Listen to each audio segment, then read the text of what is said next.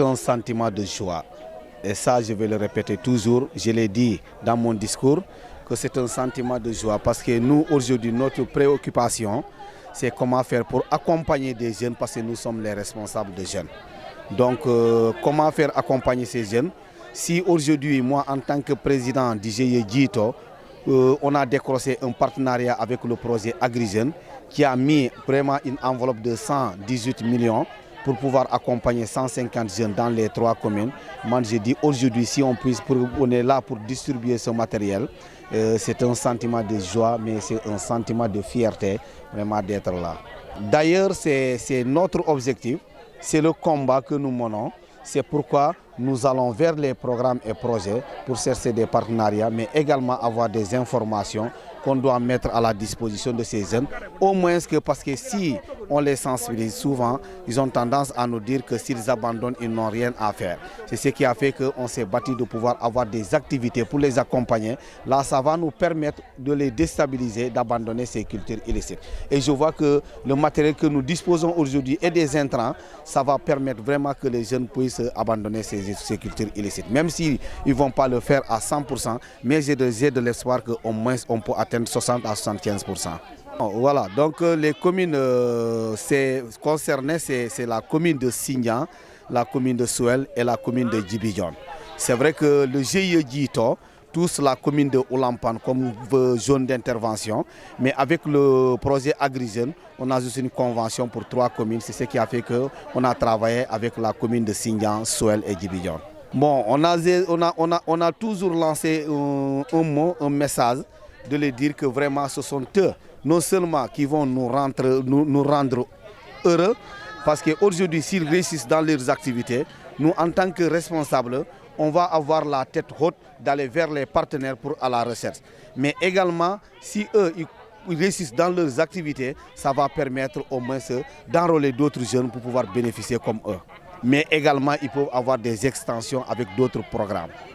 Pour l'accessibilité de la terre, je dis vraiment, c'est un mot que je demande vraiment à l'autorité administrative sous-préfet qui est habilitée à approuver les dossiers et également les collectivités territoriales, les collectivités locales qui sont habilitées à délibérer, qu'ils puissent alléger sur toutes les procédures pour permettre aux jeunes d'avoir leur délibération. Parce qu'aujourd'hui, beaucoup de programmes ont tendance de demander sur les dossiers à fournir la délibération. Et c'est ce qui fait que de sécuriser vraiment le financement. Parce que sans délibération, un bon jour, la personne peut venir récupérer par exemple ses terres. Mais avec la délibération, ça sécurise vraiment le financement. C'est pourquoi je demande à l'autorité administrative, aux collectivités locales, de pouvoir au moins alléger, de faciliter des jeunes d'avoir des délibérations pour pouvoir exploiter la terre. La formation également, je remercie à AgriJeunes. Aujourd'hui, on est là, c'est juste pour célébrer donc, la remise donc, des intrants dans le cadre donc, du partenariat projet AgriJeunes et OP GIE Djito Manourocal de Signan. Maintenant, cette cérémonie, pourquoi c'est important pour nous? Parce que ça marque le processus qui a abouti donc, à l'acquisition depuis la sélection donc, de l'organisation par le comité régional de sélection jusqu'à l'acquisition des intrants. Donc aujourd'hui on va mettre à la disposition de ces jeunes les appuis du projet AgriJeunes pour leur permettre de développer des activités entrepreneuriales. Parmi ces activités qu'on a ciblées, c'est l'aviculture, le maraîchage, il y a aussi la commercialisation et la transformation des produits locaux. Aujourd'hui, les 150 jeunes qu'on a identifiés dans ce projet vont recevoir les appuis en intrants et en matériel pour leur permettre de développer les activités économiques rentables dans l'objectif d'avoir un revenu de 150 000 qui est un objectif fixé par l'État du Sénégal au projet AgriJeunes. Donc c'est pourquoi aujourd'hui on est là pour en même temps représenter le coordinateur du projet, mais aussi pour célébrer aussi avec eux cette journée très importante dans la vie du projet AgriJeunes. Par rapport à notre intervention, le constat qu'on a fait au niveau de cette zone-là, la zone de l'arrondissement de Signan, c'est que les jeunes, ils veulent développer des activités génératrices de revenus. Malgré que la terre est là, mais le plus souvent, c'est des forêts classées qui sont là. Donc les jeunes ont des difficultés pour accéder à la terre. C'est pourquoi dans notre intervention, dans notre discours, on a même demandé aux autorités qui sont les maires de Sindian, de Suel et de Djibidjon, et avec l'appui de l'autorité, d'accompagner ces jeunes-là pour l'accès à la terre, surtout les jeunes filles. Parce qu'on sait que il est pour de grandes difficultés pour accéder donc à cette terre au niveau donc de cette zone. C'est pourquoi on les a sensibilisés à travers un plaidoyer qu'on a fait pour au moins leur demander d'accompagner ces jeunes-là pour l'accès à la terre, pour leur permettre donc de développer des activités génératrices, éventuellement avoir un bon niveau de revenu de 150 000 que le projet s'est fixé. Je pense qu'aujourd'hui, dans le cadre donc, du projet Agri Jeunes, nous, ce qu'on les a dit donc, lors du discours, c'est qu'on a un objectif donc de revenu de 150 000. Parce qu'aujourd'hui, si l'OP